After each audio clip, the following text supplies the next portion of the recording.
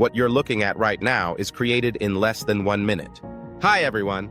In today's video, I'm going to show you how to create a Valentine's Day video using our free templates.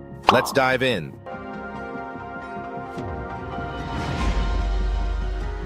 Step 1. Open HitPaw Edimakor. Before we start, let's open HitPaw Edimakor. If you haven't downloaded it yet, you can find the link in the description below. Step 2. Download templates. Navigate to the left and click on the Templates tab. Here select Valentine in the category bar.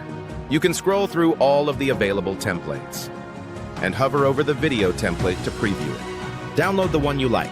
Now let's move on to the next step. Step 3. Personalize the video. Hover over and click Apply to add the template to the timeline. Now in the timeline, you can see many existing presets such as transitions, effects, stickers, music, and more. Usually, we only need to change the videos to personalize it. Import your videos or pictures of you and your partner here.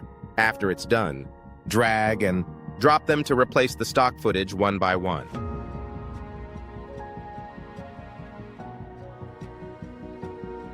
If you also want to customize the text, scroll up and select the blue text bar. Now you can change it by changing the text in the text box on the right panel.